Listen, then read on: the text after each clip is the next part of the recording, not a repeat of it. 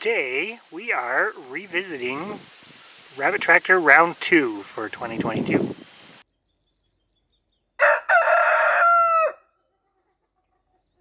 Well, today we are basically end of September, and we figured it was another good opportunity to discuss sort of our rabbit tractoring. Some of you have probably watched a video we did earlier this year, which I'll link above, where I'm going to say we were a little bit disappointed in the efficiency of it or how it worked. But since then, we've made a few tweaks. We've actually constructed a second track, and we have two litters that are actually out on sort of quote-unquote pasture at the moment. Here is litter, technically litter 2, but this is the one we're going to start with. So these are a little younger. This group is 12 weeks, so getting pretty close to that 13-week mark. As you can see, I need to move them. But this group is really doing well with the tractoring. They eat really well. They pretty much eat everything, and I can show you sort of what it looks like around the tractor.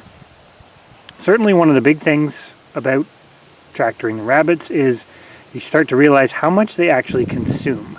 So one of the big changes to this design is we have fastened a hopper to the back, and normally this would be covered by the box. Just happens to be sitting over there at the moment, tipped up on end because it's actually, they're in the shade and it's kind of cool today. So we have started feeding the tractored rabbits pellets.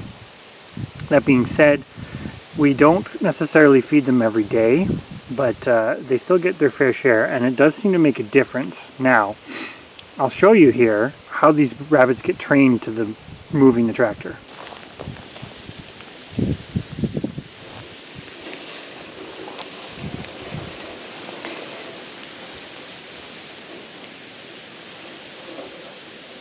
So as you can see, it doesn't take them very long to figure this out.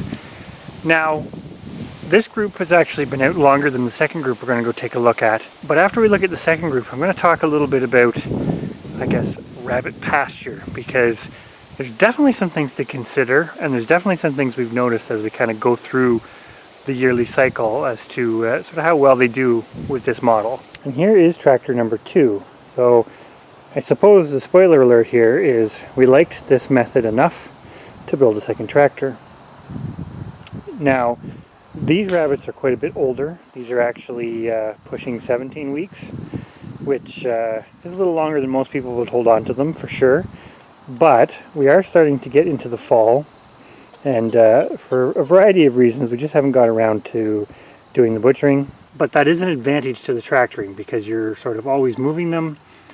They can keep growing at less of a cost. We still feed them, but these rabbits obviously are able to consume a lot of this forage, which, even though it's not necessarily desirable to hold on to them forever, at least with the Dargents or the Champagne Dargents, we definitely do find that you can hold them past that 13 weeks and they're still pretty docile as long as they've got lots of food and space. So this 8-foot-long tractor gives them a lot of space. So this group actually has been out on sort of pasture in the tractor for less time than the other group. The first group we kind of had out on pasture right at weaning. This group we didn't, and again, I'm not going to say they were slightly stunted, but potentially just in the hutches weren't growing quite as large as we'd like. Now, a huge factor for this, at least for us, is temperature, because both of these groups were basically moved out kind of in the hotter temperatures of summer, and that's definitely something to consider with the forage. Like, as you can see, these rabbits are just devouring this yarrow, and I think the yarrow is actually their favorite. They go for that first, and then they go for the grass. But the sort of pasture, as it were, is an important factor because they don't eat everything fantastically all at the same rate throughout the year, depending on how well the plants are growing. So it's, basic pasture considerations or management, but it's not something you necessarily think of when you think of rabbits. So again, you can see where I've just moved them to versus the strip, the walk up here that they've been moved off of. And over there, you can definitely see the creeping Charlie is not something that they approve of. but they eat pretty much everything else. Now we're still moving them on a schedule, and that schedule is they get moved twice a day, so typically around 12 hours in a location, but some days we might move them more frequently or closer together. It just sort of depends. So it's not been a perfect schedule, but I'm going to take and show you another view here, because questions have come up about sort of the space requirements and issues with disease and that sort of thing, and I'm going to show you something. So as I look down the yard here, this area has actually been grazed twice.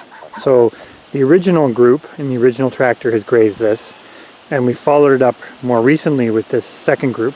And so this group here, the 17-week-old group, has actually gone down this strip that way and then come back. So they've only kind of ran over it once.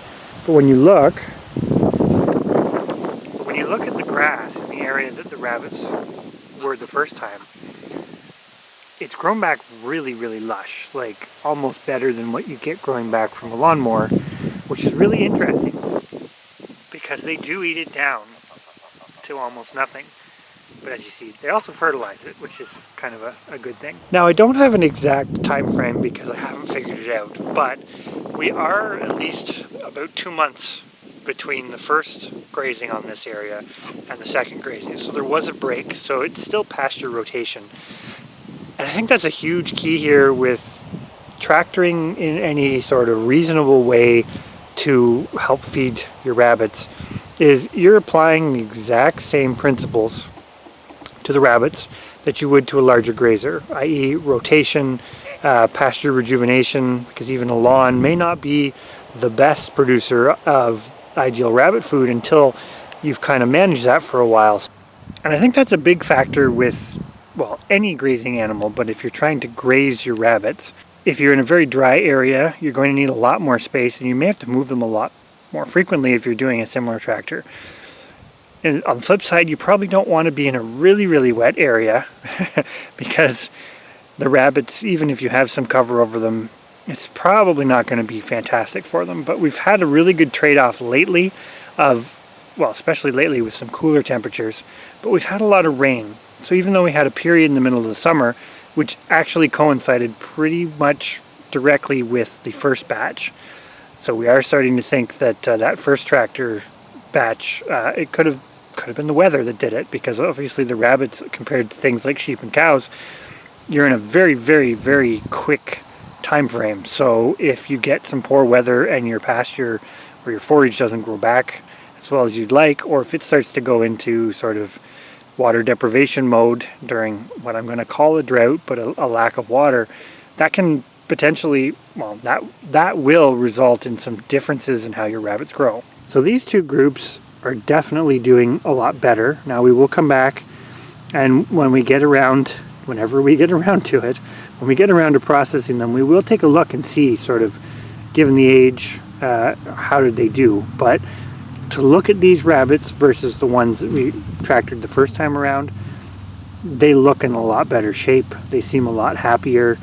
The grass and forage that they're going over is considerably lusher because of the rain, and that's definitely a huge, in my opinion, without sort of empirical information, I think that's a huge factor as to why this is working this time around. So in addition to sort of the young yarrow that those rabbits that we just looked at were really targeting, you can see, this is again just the lawn, you can see it's not just grass. We have quite a mixture of some of the cooler season stuff, dandelion greens, lots of white clover, and even though they eat the grass, this is the stuff they target first. Now, you could potentially seed an area specifically as rabbit pasture.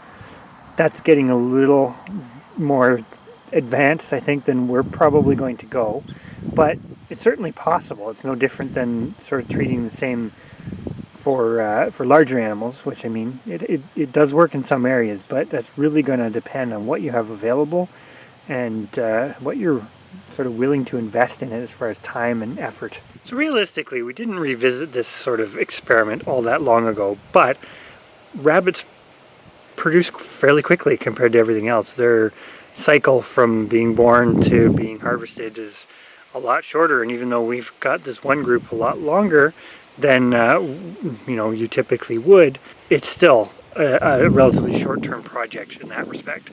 So we figured it was worth kind of doing a little bit of an update on what we found on these next two batches, and looking at some of the things that at least we think affect sort of how well it works, i.e. definitely is starting to seem like rabbits and tractors in sort of the late summer, early fall, and probably early spring when stuff is still cool and really starting to grow fast, is probably going to work better than during the middle of the summer, when for us at least things are quite dry and are not growing particularly well. So is tractoring rabbits really for everybody in all situations? Probably not. I think rabbits are one of those things between cost and space and time and everything else, potentially throwing out enrichment and that sort of thing for the moment, but it's really been worked down to a science. The air quotes simplest way to do it is the standard cage. But I think there's some promise here. That being said, it's probably not something that could be scaled up to a significant level. Rabbits are hard to scale up as it is, because there's always quite a bit of human labor aspect to it. So to scale this tractor system up, I think would be difficult because A, at least the design that we have, they need fairly flat ground. B, they need fairly short, fairly lush pasture, i.e. it's not the same as a sheep or a cow that can eat a little bit coarser material. Can they do it? Yes, but they don't grow as fast when the pasture's not super lush. So definitely something to consider. And there is some disease issue, no different than sheep and rotating pastures.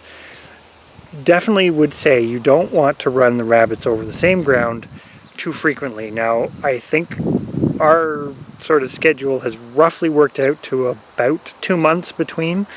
I'm not sure if that is the ideal or not, but so far it seems to be working. That being said, we'll see how this goes in the years going forward, because as we use these areas repeatedly for rabbit pasture, you never know. You could get an accumulation of issues. So stay tuned. The big thing may be to just keep this on a low model, which we've definitely looked into. Right now we kind of have plans to build a third tractor, but beyond that we might build a fourth, so we have one tractor for each one of our sort of female lines, but we're not sure yet if we're going to go that far. So stay tuned, and there will definitely be more rabbit tractor content in the near future.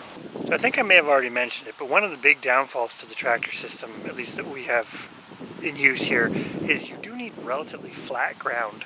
And that also includes things like weed stumps and whatnot. We have a few areas where we've done some tractoring, and if you've got any kind of obstacles that you have to work around, it can make it difficult. Now, we haven't really had any escapes. I think we've maybe had one rabbit get out, maybe two, the entire time we've ever been doing this, which is only really this year in any sort of significant way.